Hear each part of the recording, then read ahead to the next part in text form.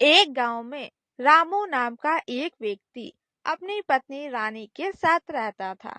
एक दिन रामू अपनी पत्नी रानी से कहता है, रानी, इस बार मैंने अपने खेतों में हरी हरी मिर्चियाँ लगाई है और मुझे मिर्चियाँ लगाए हुए 1 महीने हो गए हैं। इसलिए मैं चाहता हूँ कि तुम मेरे साथ खेत चलो। तुम भी वहाँ जाकर देखो कि मेरे लगाए हुए मिर्ची कितना बढ़ गए हैं। हाँ हाँ, क्यों नहीं, चलिए। वैसे भी घर के सारे काम मैंने खत्म कर लिए हैं। अब मुझे और कोई दूसरा काम नहीं करना है। चलिए, मैं आपके साथ खेत चलूंगी। इतना बोलकर रामू और रामू की पत्नी दोनों ही अपने खेत आते हैं। जहां रामू और रामू की पत्नी देखते हैं कि रामू की लगाई हुई मिर्चियां की पौधे बड़े बड़े हो गए हैं और उनमें फूल भी आ गए हैं। रानी, देखो, मेरे लगाए हुए मिर्ची की पौधे बड़े हो गए हैं और साथ ही फूल भी उग गए हैं। अब वो दिन ज्यादा दूर नहीं जब इन मिर्ची की पौधों में ढेर सारी मिर्चियाँ उगी होंगे। हाँ, मैं देख रही हूँ, आपकी लगाई हुई मिर्चियों के पौधे बड़े हो गए हैं और उनमें फूल भी उग गए हैं। चलिए, हम दोनों मिलकर इन पौधों में खूब सारा पानी डाल देते हैं ताकि जल्दी से मिर्चियाँ भी उगने लगें। इतना बोलकर रामू और रामू की पत्नी रानी दोनों मिलकर मिर्ची की पौधे में खूब सारा पानी डाल देते हैं। अब रानी का काम खत्म हो जाता है, इसलिए रानी वहां से चली जाती है। कुछ देर बाद रामू का एक दोस्त वहां से गुजर रहा होता है और वो रामू के पास आता है और रामू से कहता है, क्या बात है रामू, तुम यहाँ पर खेती कर रहे हो? इस बार तुमने अपने खेत में क्या लगाया है? तुम तो जानते हो, पिछले बार मैंने धान की खेती की थी जिसमें मुझे बहुत बड़ा नुकसान हो गया था। इसलिए इस बार मैंने तुम्हें देखकर अपने खेतों में भी मिर्ची लगाया है। तुम्हें मिर्चियों में बहुत फायदा होता है ना, इसलिए मैंने सोचा क्यों ना मैं मिर्ची ही लगा कर देखूं। हो सके जो नुकसान मुझे हुआ है उसकी भरपाई हो जाए और आने वाले साल में मैं धान की रोपाई अच्छी तरह से कर सकूं। तुम तो अच्छी तरह जानते हो मोहन, इन मिर्चियों को लगाने में ज्यादा समय नहीं लगता है और इन्हें बढ़ने में भी ज्यादा समय नहीं लगता है।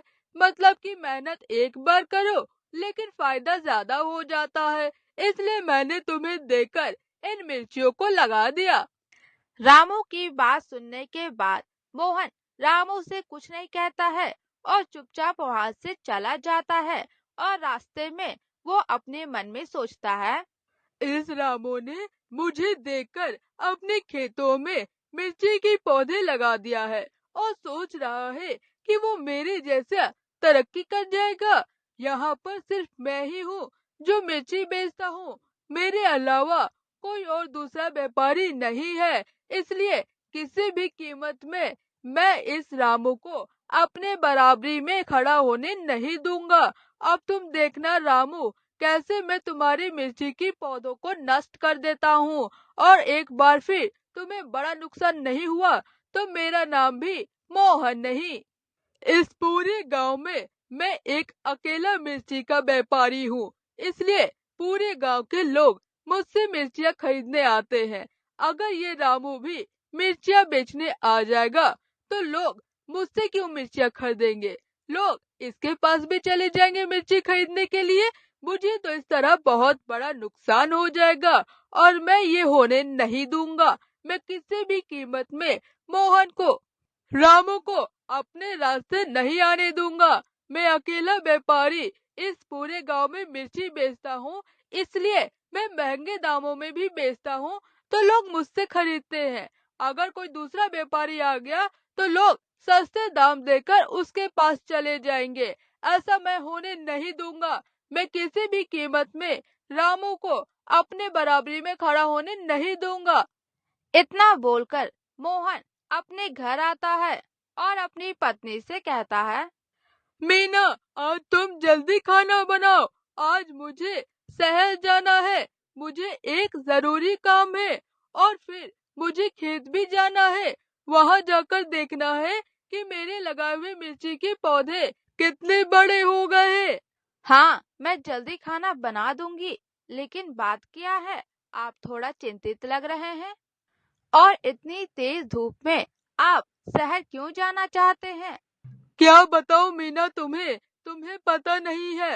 वो मेरा दोस्त रामू, उसने मुझे देखकर अपने खेतों में मिर्चियों की खेती कर ली है। इतना ही नहीं, उसके लगाए हुए मिर्चियों में फूल भी उग गए हैं, और मेरे लगा हुए मिर्च अभी तक बड़े भी नहीं हुए हैं। अगर ऐसा ही चलता रहा तो मुझे बहुत बड़ा नुकसान हो जाएगा मीना। तुम्हें नहीं पता, इस गांव में मैं एक अकेला व्यापारी था जो मिर्चियों का व्यापार करता था। अगर लोगों को दूसरा व्यापार मिल जाएगा तो मुझसे कौन खरीदेगा मिर्चियाँ? तुम्हें तो पता है, मैं अकेले मिर्चियाँ बेचता था, इसलिए मैं महंगे दामों में मिर्चियों को बाजार में बेचता था। लेकिन मुझसे पहले अगर कोई दूसरा व्यापारी मिर्चियाँ बाजार में बेचने लगेगा, वो भी सस्ते दामों में, तो लोग मुझसे मिर्चियाँ नहीं खरीदेंगे, और इस तरह मुझे बहुत बड़ा नुकसान हो जाएगा। ये सब आप क्या बोल रहे हैं? आपने मुझसे कहा था कि इस बार आप मुझे सोने के गहने खरीद कर देंगे। मैं ये सब कुछ नहीं जानती। मुझे सोने के गहने चाहिए तो चाहिए। मैं जानता हूँ मीना, मैंने तुमसे कहा है कि मैं तुम्हें सोने के गहने दूंगा तो दूंगा, इसलिए तो मैं शहर जा रहा हूँ। कुछ जहरीली खाद लेकर आऊंगा और उस रामू के खेत में डाल दूंगा, जिससे उसके लगाए हुए सारे मिर्च खराब हो जाएंगे, और इस तरह वो मेरे रास्ते में नहीं आएगा और मेरा व्यापार अच्छा चलेगा। और जैसा कि मैंने तुमसे वादा किया है, मैं तुम्हारे लिए एक सोने का गहना खरीद कर ले आऊंगा। इतना बोलकर मोहन खाना खाकर अपने घर से शहर की ओर निकल जाता है और जहरीली खाद खरीदकर अपने घर वापस आ जाता है। रात के समय में मोहन रामू के खेत जाता है और उसके लगाए हुए मिर्च के पौधों में जहरीली खाद डाल देता है और कहता है, उस रामू को अब समझ में आएगा मुझसे पंगा लेने से क्या होता है। बड़ा आया था मेरी बराबरी करने का, अब उसे समझ में आएगा। इतना बोलकर मोहन वहां से चला जाता है। सुबह हो जाती है। रामू और रामू की पत्नी जब अपने खेत में आते हैं तो अपने लगाए हुए मिर्ची के पौधों को खराब देखकर हैरान हो जाते हैं। तभी रामू अपनी पत्नी से कहता है, रानी, देखो ना, ये क्या हो गया, हमारे लगाए हुए मिर्ची खराब कैसे हो गए। हमारे लगाए हुए मिर्च के पौधे खराब कैसे हो गए? ये तो कल अच्छे थे और हम दोनों ने कल यहाँ आकर पानी भी दिया था। फिर सुबह होते ही हमारी मिर्च इतनी खराब कैसे हो गई? हमारे लगाए हुए पौधों में कीड़े कैसे लग गए? मुझे तो कुछ समझ में नहीं आ रहा है। रानी, अब मैं क्या करूँगा, मुझे इतना बड़ा नुकसान हो गया। एक तो पहले नुकसान की भरपाई हुई नहीं थी कि मुझे एक और नया नुकसान हो गया। अब मुझे कुछ समझ में नहीं आ रहा रानी, मैं क्या करूँ। रामू और रामू की पत्नी रानी दोनों ही परेशान हो जाते हैं कि उनके लगाए हुए मिर्च के पौधे खराब कैसे हो गए। तभी वहां पर एक बुढ़िया आती है और वो उन दोनों से कहती है, बेटा, मुझे बहुत भूख लगी है, मुझे कुछ खाने के लिए दे दो बेटा। तुम दोनों की बहुत मेहरबानी हो जाएगी बेटा, मुझे कुछ खाने को दे दो। बूढ़ी माँ, आप यहीं पर रुकिए, मैं अभी आपके लिए कुछ खाने के लिए लेकर आती हूँ। इतना बोलकर रानी बूढ़ी माँ को कुछ खाने के लिए दे देती है। खाना खाने के बाद बूढ़ी माँ का पेट भर जाता है और वो रामू और रानी से कहती हैं, बेटा, मुझे बहुत भूख लगी थी, तुम दोनों की वजह से मेरा पेट भर गया, लेकिन मुझे पता है कि तुम दोनों एक बहुत बड़ी मुश्किल में फंसे हो, इसलिए मैं भी तुम्हारी मदद करना चाहती हूँ। ये लो, ये मेरे तरफ से तुम दोनों के लिए एक तोहफा है। बेटा, ये एक जादुई पानी है। मुझे पता है कि तुम दोनों बहुत मेहनत से खेती करते हो और तुम्हारी फसल खराब हो जाती है। ये एक जादुई पानी है। इस जादुई पानी को तुम अपने मिर्च के लगाए हुए पौधों में डाल देना। ऐसा करते ही तुम्हारी सारी परेशानियां दूर हो जाएंगी। इतना बोलते ही वो बुढ़िया वहां से गायब हो जाती है। ये देखकर रामू और रामू की पत्नी दोनों ही हैरान हो जाते हैं और फिर बूढ़ी माँ की दी हुई जादुई पानी को अपने लगाए हुए मिर्च के पौधों में डाल देते हैं। वो जैसे ही उस जादुई पानी को मिर्च के पौधे में डालते हैं, उसके लगाए हुए सारे मिर्च के पौधे में सोने के मिर्च उग जाते हैं।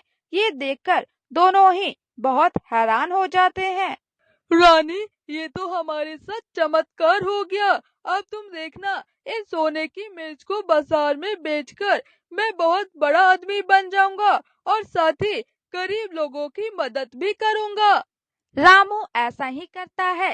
रामू उन सोने की मिर्च को बेचकर एक बहुत बड़ा आदमी बन जाता है और अपने गांव में एक बहुत बड़ा स्कूल खोलता है, जिसमें बच्चों की फ्री में पढ़ाई होती है और एक बहुत बड़ा हॉस्पिटल भी बनवाता है, जिसमें गरीब लोगों की फ्री में इलाज भी होती है।